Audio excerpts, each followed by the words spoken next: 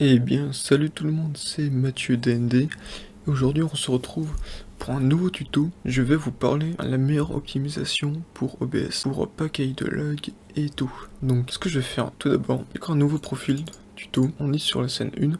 Tout d'abord, ce qu'on va faire de petit plus dans Source. Vous pouvez mettre une capture d'écran. Là, vous faites OK. OK. Donc voilà, et là vous avez votre écran qui se capture. Vous pouvez mettre un plus, capture de jeu, peu importe, pour capturer une fenêtre spécifique. Voilà, pour capturer du jeu, peu importe quel jeu. Donc maintenant, ce que je vais faire, je vais dans paramètres. Ici, dans général, on ne touche à rien du tout. Stream, on s'occupe pas du stream. C'est pas le sujet de la vidéo. Sortie, alors dans sortie, il faut aller, mode de sortie, c'est sur simple, vous mettez sur avancé, streaming, vous allez dans enregistrement, et là vous avez plus de paramètres. Paramètres avancés, type, on change pas. Chemin d'accès, c'est là où vos fichiers OBS seront enregistrés après un record sur OBS. Ici on touche pas. Format de l'enregistrement sur MKV de base, il faut mettre sur MP4, c'est beaucoup mieux. Encodeur, il faut choisir. Par exemple, là j'ai l'encodeur AMD enregistré l'écran avec la carte graphique, parce que j'ai une carte graphique AMD. Moi personnellement j'enregistre avec le processeur X264, ça va utiliser votre processeur, c'est beaucoup mieux. Donc voilà, paramètres d'enregistrement, c'est fini, il touche plus. Non, paramètres de l'encodeur, contrôle du débit, CBR on laisse, non CBR. Alors le débit, ça va dépendre du type d'enregistrement que vous faites. Si par exemple vous enregistrez votre bureau normal, je vous conseille 10 000 pour la bureautique. 10 000 c'est... Je vous conseille ça pour la bureautique. Après, si vous voulez enregistrer du gaming,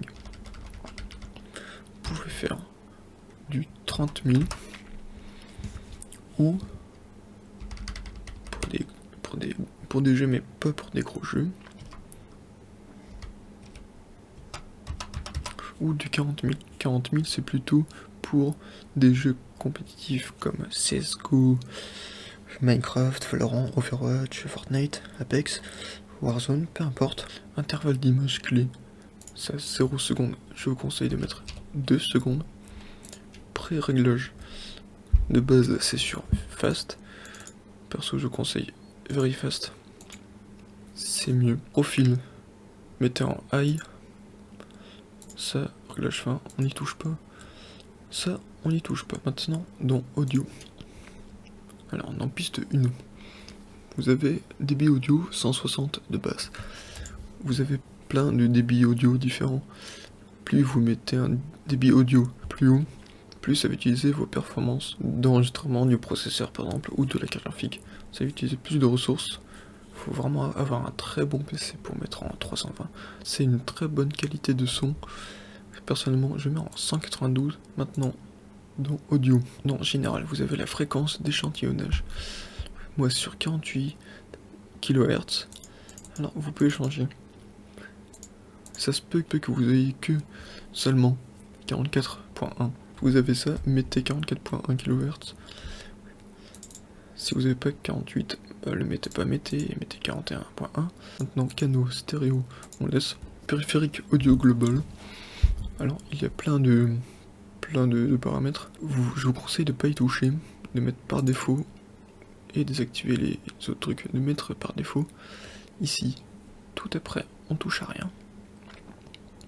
Maintenant, dans vidéo, voilà la résolution de base, Canva, ça va être la résolution de votre écran. En quelle résolution vous allez enregistrer votre écran.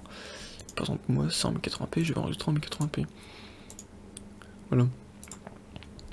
Résolution de sortie mise à l'échelle. Alors, 1980 x 720, c'est celui de base.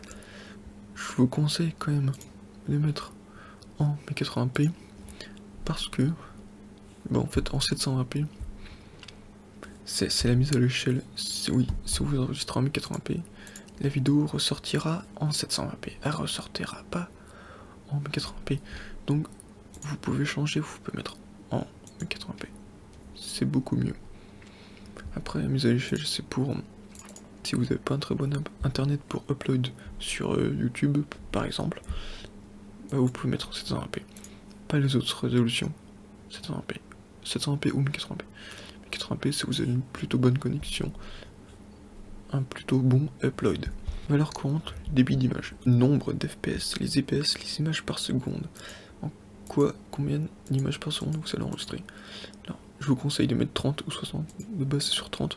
Ça enregistrera votre écran en 30 fps. Vous n'avez pas un très bon PC, je vous conseille de mettre en 30. Si vous voulez enregistrer les bureautiques, c'est suffisant. Pour des jeux, ce sera un peu limite. Donc voilà. 60 images par seconde si vous avez une très bonne config. Pas forcément très bonne config, si vous avez une plutôt bonne config, vous pouvez mettre en 60. Mais si vous avez une très mauvaise config, mettez en 30 quand même. Mettez pas les autres, c'est pas beau. Avancez.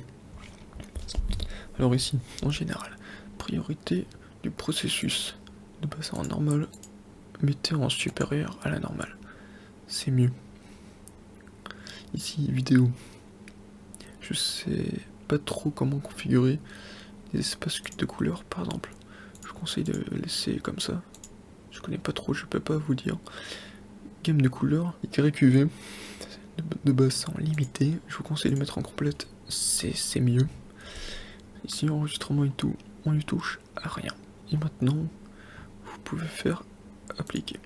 Donc j'espère que cette vidéo vous aura plu. Si la vidéo vous a plu, pensez à mettre un pouce bleu et écrire un commentaire pour dire ce que vous en pensez de la vidéo.